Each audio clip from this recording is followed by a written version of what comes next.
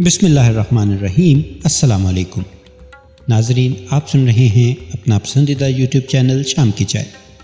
شام کی چائے میں جناب ایم راحت صاحب کی لکھی ہوئی شہرہ آفاق کتاب کالا جادو کے ساتھ حاضر خدمت ہیں۔ آئیے آج اس کی دوسری قسط سنتے ہیں۔ دن پرسکون گزر گیا، پر رات خوفناک تھی۔ دل تو یہ چاہتا تھا کہ اپنے کمرے میں نہ سوؤں، لیکن ان لوگوں سے کچھ کہہ بھی نہیں سکتا تھا۔ پورا دن چونکہ بہتر گزرا تھا، اس لیے اب وہ لوگ بھی مطمئن ہو گئے تھے۔ بس قیاس آرائیاں جاری تھیں۔ البتہ جب آنکھیں بند ہوئیں تو خوابوں نے مجھے گھیر لیا۔ ایسے ایسے بھیانک خواب نظر آ رہے تھے کہ بار بار آنکھ کھل جاتی تھی۔ کبھی میں خود کو ایک ویران کھنڈر میں دیکھتا جس کی دیواریں ٹوٹی پھوٹی ہوتی۔ میں فرش پر لیٹا ہوتا اور چھت سے اینٹیں نکل کر نیچے گر رہی ہوتی۔ میں اس خوفناک منظر سے دہشت زدہ ہو کر اپنی جگہ سے اٹھا اور ایک ستون کا سہارا لینے کے لیے اسے پکڑا، لیکن اچانک ستون نے بھی اپنی جگہ چھوڑ دی۔ پھر بہت سی انسانی آوازیں مجھے سنائی دی اور میں جاگ گیا۔ آوازیں در حقیقت باہر سے آ رہی تھیں۔ میں حیران سا ہو کر اپنے کمرے سے نکل آیا۔ میں نے دیکھا کہ گھر کے تمام افراد صحن میں کھڑے ہوئے ہیں۔ تیز روشنی ہو رہی ہے اور سامنے باتھ روم کے قریب ایک بڑے تھال میں کوئی چیز رکھی ہوئی ہے جو سب کی نگاہوں کا مرکز ہے۔ میں آگے بڑھا تو وہ سب میری طرف دیکھنے لگے۔ والدہ صاحبہ دل پکڑے ہوئے کھڑی ہوئی تھیں۔ ماموں ریاض بھی سہمے سہمے سے نظر آ رہے تھے۔ اس تھال میں میں نے 2 کالے بکروں کے کٹے ہوئے سر اور ایک بڑی سی کلیجی رکھی ہوئی دیکھی۔ ان کے چاروں طرف خون کے دھبے بکھرے ہوئے تھے۔ والد صاحب پریشان لہجے میں بولے، خدا جانے کیا ہے یہ سب، کچھ سمجھ میں نہیں آ رہا۔ یہ کہاں سے آیا؟ آخر یہ ہو کیا رہا ہے؟ میری سمجھ میں تو کچھ نہیں آ رہا۔ اب بتاؤ کیا کریں ان چیزوں کا؟ خدا کے لیے، یہ تو سفلی کا عمل معلوم ہوتا ہے۔ کوئی ہمارے لیے کچھ کرا رہا ہے، مگر کون بھلا ہمارا دشمن پیدا ہو گیا؟ دنیا میں کسی سے جھگڑا نہیں ہے ہمارا۔ الہی خیر، یہ ہمارے گھر کو کیا ہو رہا ہے؟ والدہ صاحبہ رندی ہوئی آواز میں بولی۔ بہن بھائی بھی سہمے ہوئے انداز میں کھڑے ہوئے تھے۔ والد صاحب نے ماموں ریاض سے کہا، میاں ریاض ہمت کرنا ہوگی، میں اٹھاتا ہوں ان چیزوں کو، خاموشی سے باہر پھینک دیں۔ پڑوسیوں کو خبر ہو گئی تو نہ جانے کیا کیا کیا آسارائیاں کریں گے۔ ماموں ریاض بہت باہمت تھے، فوراً ہی آگے بڑھ کر وہ تھال اٹھا لیا۔ والد صاحب نے دروازہ کھولا اور رات کی تاریکی میں دونوں باہر نکل گئے۔ میری زبان پر تالا لگا ہوا تھا۔ بہت کچھ کہنا چاہتا تھا، لیکن نہ جانے کیوں زبان خاموش تھی۔ جاگتی راتیں تو اب ہمارا مقدر بن گئی تھیں۔ اس پرسکون گھر میں مصیبت کا بیج تو میں نے بویا تھا۔ ایک خبیث سفلی عمل کے ماہر کو میں نے اپنا گھر دکھا دیا تھا۔ اس نے جو کچھ کہا تھا اس کا پہلا نمونہ پیش کر دیا تھا۔ گھر والے انہیں یاد کر رہے تھے، جنہیں کبھی ان کے ہاتھوں تکلیف پہنچی تھی، مگر ایسا کوئی یاد نہیں آ رہا تھا۔ سب مصیبت کا شکار تھے اور میرا دل رو رہا تھا، کیونکہ ان کی مصیبت کا باعث میں تھا۔ میں نے اس گندگی کو پورے ہوش و حواس کے عالم میں مزار پر پہنچانے کی کوشش کی تھی۔ اب میں کسی کو کیا بتاتا؟ وہ بیچارے خود بھی کوئی فیصلہ نہ کر پائے۔ جوں وقت گزر رہا تھا میری کیفیت خراب ہوتی جا رہی تھی۔ بہن بھائی سہمے ہوئے تھے۔ ماموں ریاض اور والد صاحب سخت پریشان تھے۔ دوسری رات بھی بھیانک رات تھی۔ رات بھر ہماری چھت پر دھما چوکڑی مچی رہی۔ بلیوں کے رونے کی آوازیں سنائی دیتی رہیں۔ یہ آوازیں در و دیوار سے بلند ہوتی ہوئی محسوس ہوتی تھیں۔ ماموں ریاض، والد صاحب اور میرا چھوٹا بھائی اختر ڈنڈے لیے چھت پر اور صحن میں بھاگتے پھرے، مگر ایک بھی بلی نظر نہیں آئی۔ صبح کو ایک اور دہشت ناک واقعہ پیش آیا۔ چھوٹی بہن شمسا غسل خانے میں غسل کرنے گئی تو اس کی دلدوز چیخوں سے سب کے کلیجے دہل گئے، اور تو کوئی اس کے پاس نہ جا سکا۔ والدہ غسل خانے میں داخل ہو گئی۔ شمسا بے ہوش ہو کر غسل خانے میں گری پڑی تھی۔ وہ سر سے پاؤں تک خون میں ڈوبی ہوئی تھی۔ نہ جانے کس طرح والدہ صاحبہ نے اسے چادر میں لپیٹا اور اسے بستر پر لایا گیا، مگر وہ بالکل زخمی نہیں تھی، بلکہ خون کی پھواریں شاور سے نکلی تھیں۔ دوسرے نلوں کو چیک کیا گیا، سب کی ٹونٹیوں سے خون بہہ رہا تھا۔ بقول شخص سے ہمارے گھر میں تازہ تازہ سرخ خون کے دریا بہہ گئے تھے۔ ماموں ریاض اوور ہیڈ ٹینک کی طرف بھاگے، مگر ٹینک میں شفاف پانی کے سوا کچھ نہیں تھا۔ بعد میں نلوں کی ٹوٹیاں بھی صاف پانی اگلنے لگی، مگر وہ خون اپنی جگہ ایک مستحکم حیثیت رکھتا تھا، کیونکہ جہاں وہ گرا تھا اپنی خاصیت کے مطابق جمتا جا رہا تھا۔ والدہ صاحبہ حواس باختہ ہو گئی۔ شمسا کو مشکل سے ہوش آیا تھا اور اس نے یہی بتایا کہ جو ہی اس نے شاور کھولا اس سے خون کی دھاریں ابل پڑی۔ غرض اس گھر میں پریشانیوں کے سوا کچھ نہ رہا۔ میں سکتے کے عالم میں تھا۔ مجھے خاص طور سے پریشان نہ ہونے کی تلقین کی جا رہی تھی کیونکہ وہ لوگ مجھے بیمار سمجھ رہے تھے، مگر یہ نہیں جانتا تھا کہ یہ بیماری ان سب کے لیے میں خود خرید کر لایا ہوں۔ والدہ صاحبہ نے کہا، یہ گھر چھوڑ دو، خدا کے لیے یہ گھر فوراً چھوڑ دو، یہاں کچھ ہو گیا ہے، ہم سب کسی خوفناک مصیبت میں مبتلا ہونے والے ہیں۔ میرا دل کہتا ہے ہم کسی بڑی مصیبت کا شکار ہونے والے ہیں۔ مگر ہم کہاں جائیں؟ والد صاحب نے حیرت سے کہا۔ جنگل میں جا کر پڑے رہیں گے۔ آہ، کون دشمن ہمارے پیچھے لگ گیا ہے؟ والدہ صاحبہ روتے ہوئے بولی۔ والد صاحب اور ماموں کے درمیان بڑی یگانگت تھی۔ سالے بہنوئی یک جان دو قالب تھے۔ وہ جو کچھ بھی کرتے تھے آپس کے مشورے سے کرتے تھے۔ والد صاحب بولے، کبھی خواب میں بھی ان فضولیات کے بارے میں نہیں سوچا تھا۔ آخر کیا کہوں ان واقعات کے بارے میں؟ تمہاری کیا رائے ہے ریاض میاں؟ میں تو خود حیران ہوں بھائی جان، لیکن ایک بات دعوے سے کہہ سکتا ہوں، یہ سب کچھ شروع اسی دن سے ہوا ہے۔ ان کا اشارہ میری طرف تھا۔ کیا بتا سکتے ہو مسعود میاں؟ تم خود بھی ذہن دوڑاؤ، اگر کوئی اشارہ مل جائے تو۔ تم اس دن پیر پھاگن کے مزار پر کیوں گئے تھے؟ وہاں بے ہوش کیسے ہو گئے تھے؟ میرے ذہن میں سب کچھ تازہ ہو گیا، مگر ساتھ ہی یوں محسوس ہوا جیسے کسی کا ہاتھ گلے پر آ پڑا ہو۔ میرے چہرے کا رنگ بدلنے لگا، آنکھیں حلقوں سے ابھر آئیں اور میں اپنا گلا پکڑ کر تڑپنے لگا۔ وہ نادیدہ قوت میری گردن دبا رہی تھی۔ ایک بار پھر ہنگامہ ہو گیا۔ میری حالت غیر ہو گئی تھی، لینے کے دینے پڑ گئے۔ وہ اپنے اس سوال سے تائب ہو گئے تھے۔ رات گئے میری حالت بحال ہو سکی تھی۔ پریشانیوں کے دن، پریشانیوں کی راتیں، سارا کاروبار بند ہو گیا تھا، کوئی ڈیوٹی پر نہیں جاتا تھا، میں بھی گوشہ نشین ہو گیا تھا۔ اس دوران میں نے کچھ تجربات بھی کیے تھے، مثلاً اپنے اوپر بیتنے والے تمام واقعات کاغذ پر لکھنے کی کوشش کی۔ قلم میں سیاہی غائب ہو گئی۔ کئی نئے بال پوائنٹ آزمائے مگر کسی نے چل کر نہ دیا۔ دوسری بار انگلیاں اکڑ گئیں۔ تیسری بار آنکھوں سے روشنی ہی غائب ہو گئی۔ خوف زدہ ہو کر میں نے یہ کوشش ترک کر دی۔ یوں بھی 3 دن گزرنے کے بعد ایک دم پرسرار خاموشی چھا گئی تھی۔ کوئی ایسی بات نہیں ہوئی تھی جو حیرانی کا باعث ہوتی، لیکن گھر والوں کے حواس غائب تھے۔ بہن بھائی کو پڑھنے نہیں بھیجا جا رہا تھا کہ کوئی حادثہ نہ پیش آ جائے۔ ماموں اور والد دفتر بھی نہیں جا رہے تھے کہ کہیں گھر میں نہ کچھ ہو جائے۔ اس صبح ناشتہ کرتے ہوئے ماموں ریاض نے کہا، بھائی جان، آپ کو حکیم سعد اللہ یاد ہیں؟ والد صاحب چونک پڑے، پھر کسی قدر پرجوش لہجے میں بولے، واللہ خوب یاد آئے وہ تمہیں۔ واقعی اس وقت وہ ہمارے بہترین مددگار ثابت ہو سکتے ہیں۔ حکیم سعد اللہ مجھے بھی یاد تھے، ایک دیندار بزرگ جن سے ہماری قدیم شناسائی تھی۔ پہلے حکمت کرتے تھے، تجربے کے ساتھ ساتھ روحانیت بھی تھی۔ بیٹے جوان ہو کر عمدہ ملازمتوں پر لگ گئے تو مطلب ختم کر دیا، مگر اب بھی فی سبیل اللہ خاص ضرورت مندوں کا علاج مفت کر دیا کرتے تھے۔ کافی عمر تھی، بھووں کے بال بھی سفید ہو گئے تھے، مگر کمر سیدھی تھی، بنائی بھی درست تھی، دانت 32 کے 32 موجود تھے، چہرے پر صحت کی سرخی تھی، ان کا بڑھاپا قابل رشک تھا۔ شام کو 6 بجے ہم حکیم صاحب کے ہاں روانہ ہو گئے۔ بہت خوبصورت مکان بنا ہوا تھا جہاں وہ اپنے خاندان کے ساتھ رہا کرتے تھے۔ بیٹوں کی بیویاں، پوتے پوتیاں، ان کا کمرہ الگ تھلگ تھا جہاں ان کی ساری کائنات سجی ہوئی تھی۔ والد صاحب کا نام سن کر وہ خود ہی باہر نکل آئے۔ آہا، بڑے بڑے لوگ آئے ہیں بھائی محفوظ احمد، بڑے بے مروت انسان ہو، بخدا کئی دن سے بہت یاد آ رہے تھے۔ میں نے نئی ملا سے کہا تھا کہ کسی وقت خبر لیں تمہاری، کہاں غائب ہو؟ آؤ اندر آؤ، انہوں نے کہا اور واپسی کے لیے مڑ گئے، مگر وہ آگے بڑھ کر رکے۔ چونک کر باری باری ہم تینوں کی شکلیں دیکھتے رہے، پھر بولے، کوئی اور ہے تمہارے ساتھ؟ جی نہیں، کیوں؟ والد صاحب نے پوچھا۔ نہیں، وہ کسی قدر الجھے ہوئے لہجے میں بولے۔ آؤ، پھر وہ ہمیں اپنے کمرے میں لے گئے۔ فرید میاں، انہوں نے کسی کو آواز دی۔ 9 سال کا ایک بچہ اندرونی کمرے سے داخل ہو گیا۔ میاں باہر دیکھنا، کوئی آیا ہے کیا؟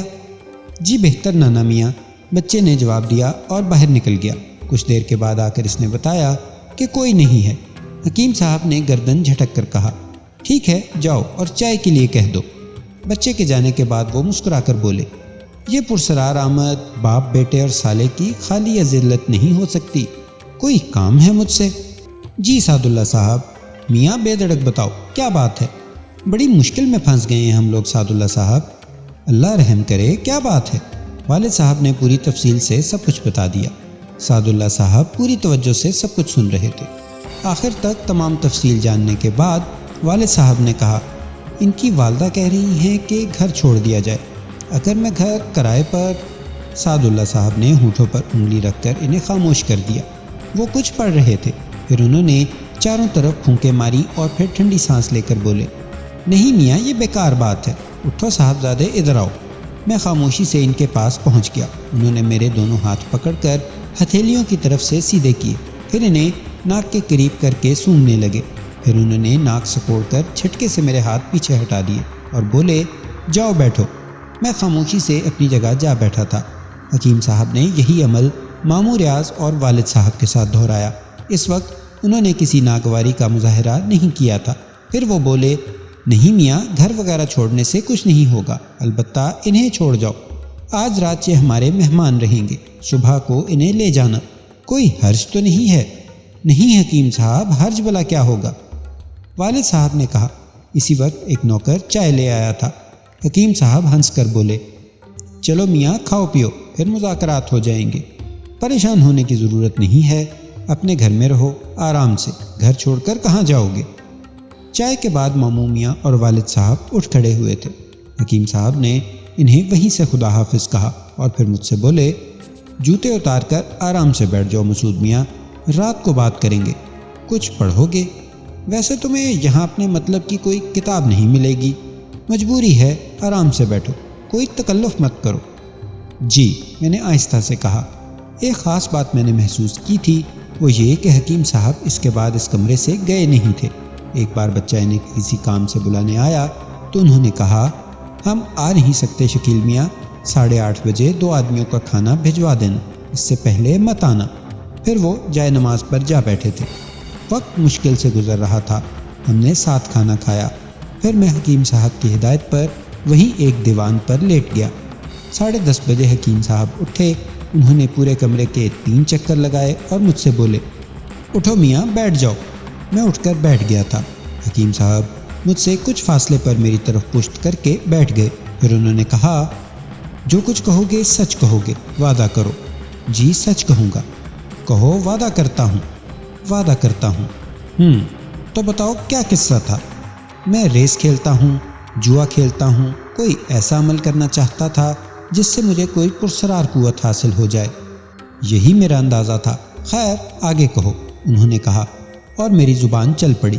میں نے انہیں سادھو کے ملنے کا واقعہ، ہڈی کا حصول، اس کے بعد اس شیطان کا حکم، پیر پھاگن کے مزار کی سیڑھیاں، وہاں سے گرنے کا واقعہ، اور پھر بعد کے سارے واقعات سنا ڈالے۔ میرا دل دہشت سے کانپ رہا تھا۔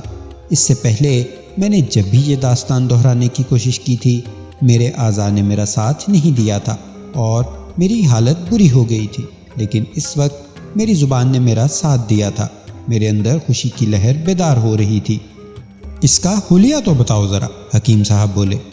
قد بہت چھوٹا تھا، سر گنجا تھا، اوپری بدن ننگا اور گلے میں جنیو۔ دفتن میری زبان رک گئی۔ کمرے کا منظر بے حد پر اسرار تھا۔ سامنے کی دیوار پر میرا اور حکیم صاحب کا سایہ پڑ رہا تھا اور میری نگاہ کئی بار ان سایوں پر پڑ چکی تھی، لیکن اچانک ہی مجھے ایک تیسرا سایہ متحرک نظر آیا۔ یہ ایک پتلی سی رسی کا سایہ تھا جو ہل رہی تھی اور اس کے سرے سے کوئی پھیلی پھیلی چیز بندھی ہوئی تھی۔ رسی تیزی سے لمبی ہوتی جا رہی تھی۔ لٹکتی ہوئی شے میرے چہرے کے عین سامنے پہنچ گئی۔ وہ ایک بہت بڑی مکڑی تھی۔ اس کی آنکھیں مٹر کے دانوں کے برابر اور گہری سرخ تھیں اور وہ میرے چہرے کے عین سامنے جھول رہی تھی۔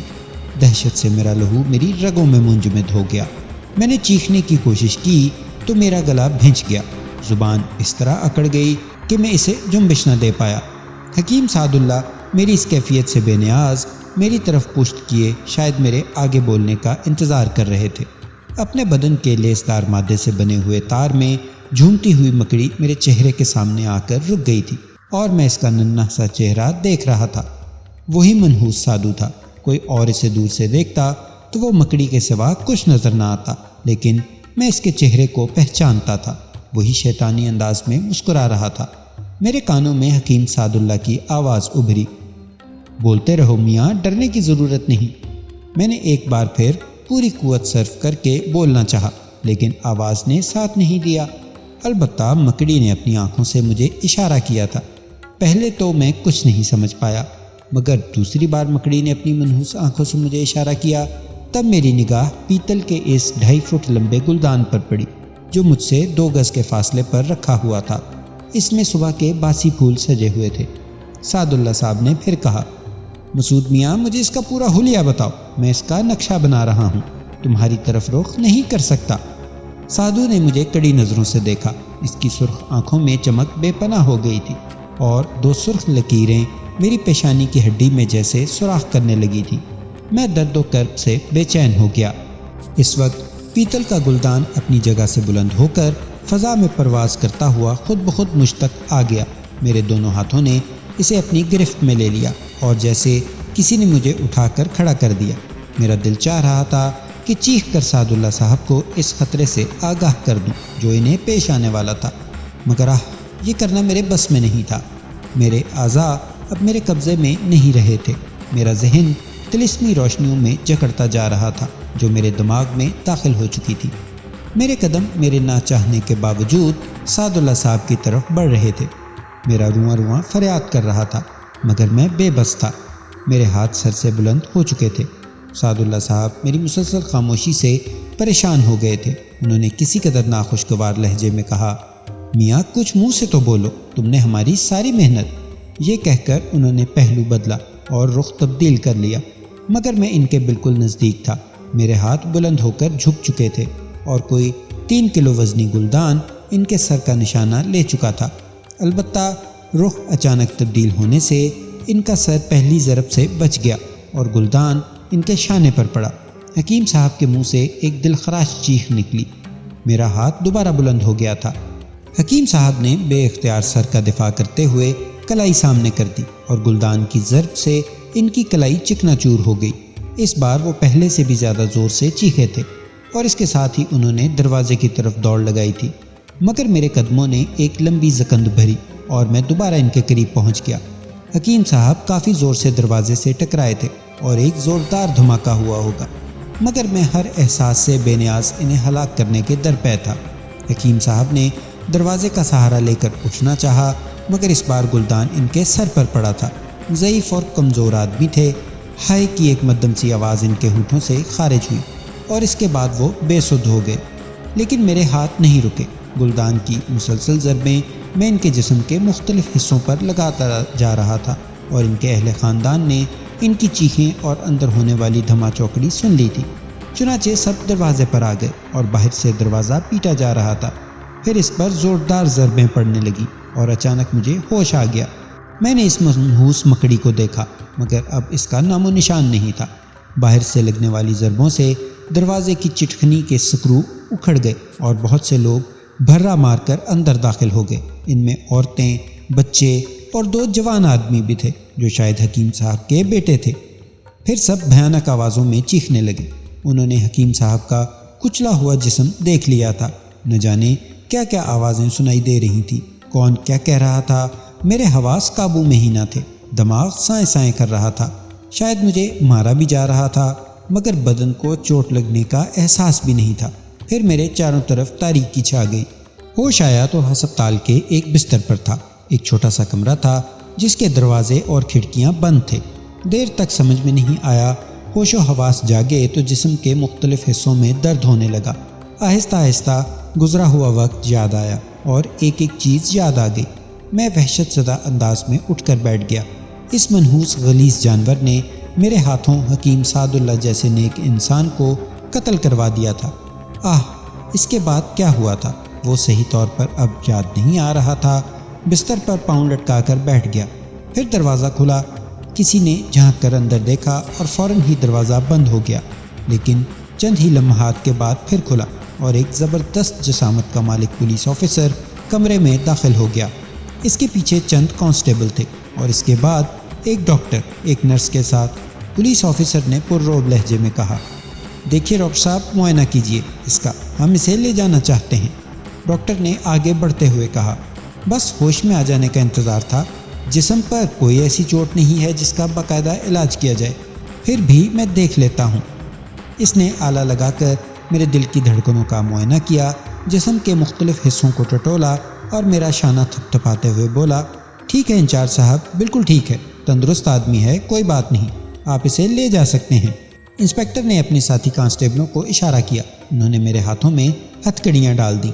میں ششدر تھا، خوف سے میرا دل بند ہوا جا رہا تھا، ہونٹ خشک ہو رہے تھے، ہوش و حواس اس وقت بالکل بحال تھے، سوائے جسم کے کچھ حصوں کے درد کے اور کوئی کمی محسوس نہیں ہو رہی تھی۔